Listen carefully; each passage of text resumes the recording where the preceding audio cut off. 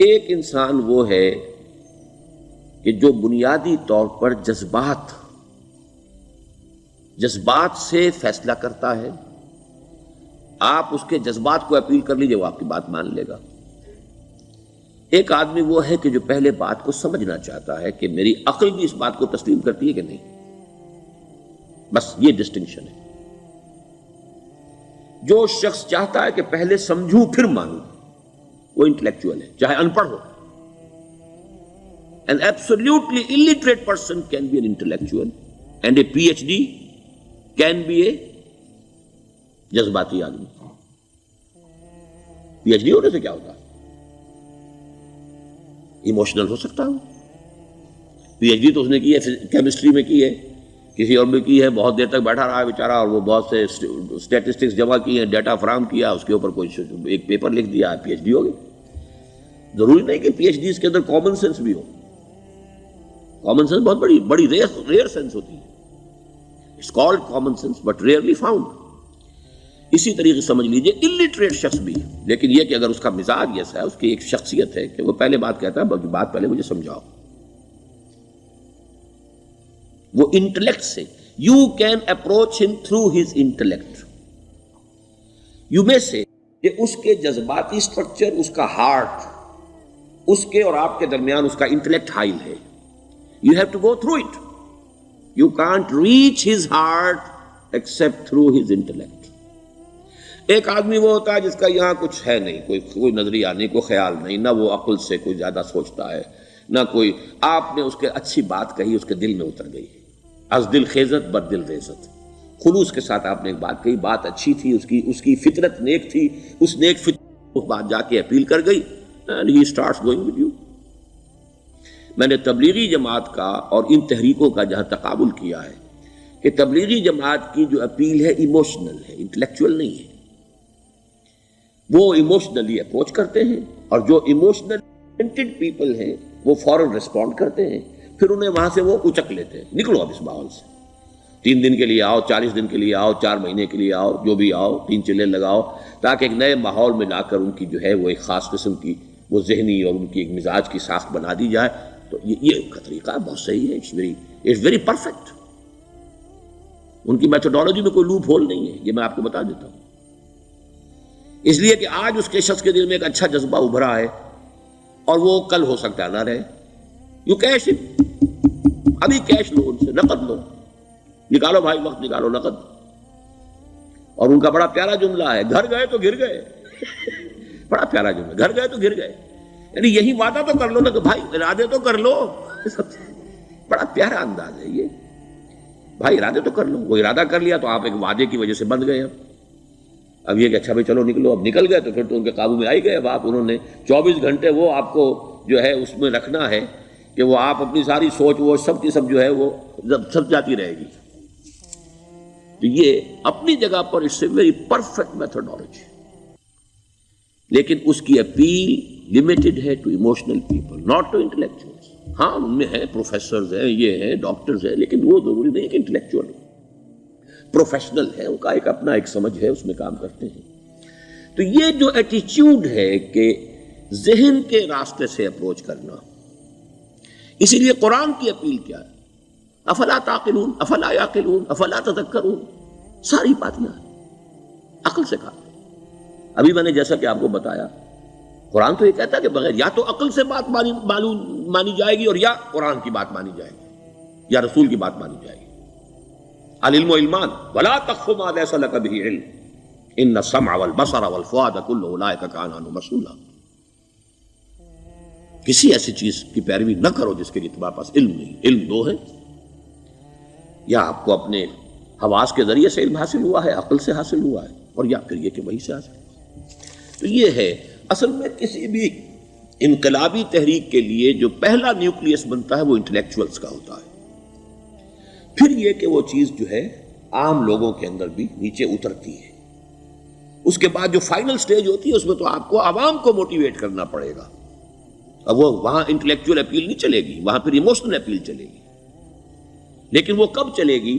جبکہ ایک مضبوط جماعت ایسی پیدا ہو چکی ہو کہ جو سمجھ کر آئی ہو، علی وجہ البصیرت مان رہی ہو چل رہی ہو اپنی دونوں آنکھیں کھول کر چل رہی ہو، پھر ڈسپلنڈ ہو، پھر جو کچھ کہہ رہی ہے وہ کر بھی رہی ہو، ایسی مضبوط جماعت ہوگی تو ایک عوامی جو ہے کوئی تحریک اٹھا کر اسے کنٹرول کر سکتی ہے، اسے ایک ڈائریکشن کے اندر رکھ سکتی ہے، ورنہ عوامی تحریک کو کوئی کر سکتا ہے؟ عوامی تحریک خود بخود بھی دائیں بائیں کسی طرح بڑھ جائے گی، جوش اور جذبات کے اندر، تو پھر انسان جو ہے وہ پھر ادھر سے ادھر نکل جاتا ہے، پھر وہ حد اعتدال پر نہیں رہتا۔ اس کو کنٹرول کرنے کے لیے جیسے ریڑھ کی ہڈی ہے انسان کے جسم میں، وہ جب تک کھڑی ہے میرا پورا پوسچر کھڑا ہے، اگر اس میں سے کوئی ایک منکا بیٹھ گیا تو کوب نکل آئے گی انسان کی۔ تو وہ ریڑھ کی ہڈی جو ہے وہ جماعت ہے، انقلابی جماعت، جو کہ اسلامی انقلاب میں حزب اللہ، جو ہم تنظیم اسلامی کے تحت کوشش کر رہے ہیں بنانے کی، اور یہ کہ اس کے لیے انٹلیکچوئل اپروچ کے لیے یہ سارا معاملہ ہے کہ جو اسلام کی نشأت ثانیہ سے شروع ہوا، اور یہ سارا کام جو اب ہو رہا ہے، آپ سے بات ہو رہی ہے، آپ کو سمجھانے کی کوشش ہو رہی ہے کہ دین کو سمجھیے کہ دین ہے کیا، اس کا ہدف کیا ہے، اس کا بیسس کیا ہے، اس میں پرائرٹیز کیا ہیں، یہ ساری چیزیں کہ سمجھ سے آئیں آپ کے اندر، پھر آپ سمجھ کر اس شے کو قبول کریں۔ یہ ہماری پرائرٹی ہے۔ ہم آپ کو ایموشنلی موٹیویٹ کر کے حرکت میں نہیں لانا چاہتے۔ وہ سٹیج آئے گی، جب آئے گی، اگر وہ مضبوط جماعت پہلے تیار ہو جائے تو پھر وہ سٹیج آئے گی، پھر عوام کو موٹیویٹ کریں گے۔ اور اس وقت میں سمجھتا ہوں کہ اگر کوئی ایسی شکل ہمارے ذریعے سے اللہ نے پیدا کر دی تو مجھے یقین ہے کہ تبلیغی جماعت کے لوگوں کی بہت بڑی تعداد جو ہے کھنچ کر آ جائے گی، جیسے ویکیوم میں کوئی چیز کھنچ جاتی ہے۔ لیکن جبکہ انہیں معلوم ہو جائے کہ ہاں دین ہے واقعتاً، یہ کوئی اقتدار کی جنگ نہیں ہے، یہ کوئی اور مسئلہ نہیں ہے، کوئی اس میں شک و شبے سے بالا تر بات نہیں ہے، خالص دین کا مسئلہ ہے، اور اس کے اوپر کوئی تحریک شروع ہوئی تو پھر وہ نکل آئیں گے لوگ۔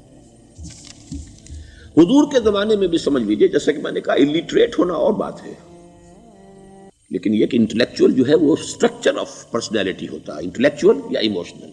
یہاں پر ایک جملہ ذرا نوٹ کر لیجئے اگر آپ کے علم میں نہ ہو، جبران، خلیل جبران جو ہے یہ ایک عیسائی مصنف تھا، عرب لبنان کا، لیکن بہت بڑا ادیب تھا۔ تو اس کا ایک جملہ ہے، عقل سے روشنی حاصل کرو لیکن جذبے کے تحت حرکت کرو۔ یعنی عقل سے روشنی حاصل کرو، جانا کدھر ہے، منزل کیا ہے، ہدف کیا ہے، یہ عقل سے طے کرو، یہ جذبات میں طے نہ کرو، یہ تو غلط ہو جائے گا، ڈائریکشن ہی غلط ہو جائے گی۔ لیکن جب طے کر لیا، عقل سے پہچان لیا، دس از دی آئیڈیل، دس از دی گول، یہ میرا مقصود ہے، اب عقل کو ذرا ایک طرف رکھ دو۔ اگر عقل کو رکھا یہ چلنے ہی نہیں دے گی، یہ کہے گی کہ ذرا سوچو تو صحیح، بیوی بچے ہیں، یہ ہے، گھر بار ہے، یہ عقل تو پھر یہ سکھائے گی۔ عقل کے معنی باندھنے کے ہیں، یہ معلوم ہے آپ، عقل کے معنی باندھنا۔ اقال جو یہ عرب لوگ اپنے سر کے اوپر یہ لگتے ہیں، اقال، یہ کیا تھا اصل میں؟ یہ عرب بدو جب ہوتا تھا، بدو وہ اپنے سر پر ایک رسی باندھ لیتا تھا کہ جہاں کہیں وہ اونٹ سے اترے گا وہ رسی اپنے سر پر سے کھولے گا اور اونٹ کا گھٹنا اس سے باندھ دے گا۔ ایک گھٹنا باندھ دیتا تھا تاکہ اب یہ اونٹ دوڑنے کے قابل نہیں رہا، 3 پاؤں سے اچک اچک کر، ادھر سے کوئی کیکر کا درخت ہے کچھ کھا لے گا، کہیں اور چلا جائے گا، دوڑ تو نہیں سکتا۔ اس رسی کو وہ اقال کہتے تھے۔ اب جب اس نے پھر چلنا ہے، سفر شروع کرنا ہے، وہ رسی اونٹ کے گھٹنے پر سے کھولی اور اپنے سر پر باندھ لی۔ یہ اقال تھا جو اب یہ سنہری اقال باندھے پھرتے ہیں بادشاہ لوگ۔ That is the basis of their اقال۔ اسی لیے حدیث آتی ہے کہ ایک بدو، ایک عرب باہر سے آئے، اونٹنی کو انہوں نے بغیر باندھے، وہ مسجد نبوی سے باہر حضور نے دیکھا کہ وہ اونٹنی کو انہوں نے باندھا نہیں، اس کا گھٹنا، اور وہ چلے آئے۔ حضور نے پوچھا کہ تم نے اونٹنی کا گھٹنا کیوں نہیں باندھا؟ انہوں نے عرض کیا کہ میں نے اللہ پر توکل کیا۔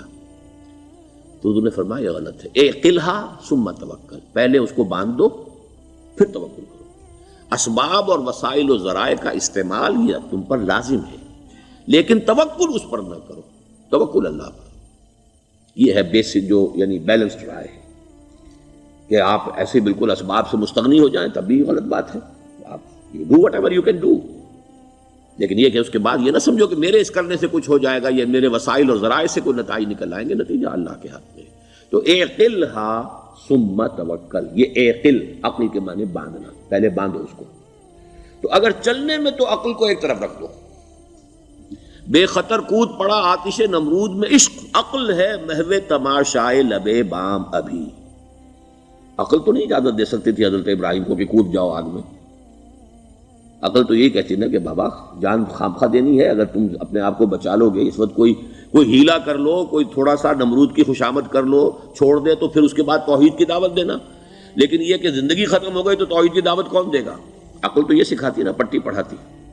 لیکن بے خطر کود پڑا آتش نمرود میں عشق، عقل ہے محو تماشائے لبے بام ابھی. عقل تو وہیں بیٹھی دیکھ رہی ہے کہ یہ کیا کیا اس نے، یہ jumped, he should not have jumped. تو عقل سے روشنی حاصل کرو، ڈائریکشن کیا ہے، گول کیا ہے، جانا کیا ہے، یہ طے کرو عقل سے. اس میں جذبات کو دخل نہ آنے دو، اور جب چلنا ہے تو اب عقل کو طے کر کے رکھ دو اور اب جذبے کے تحت حرکت کرو. بہت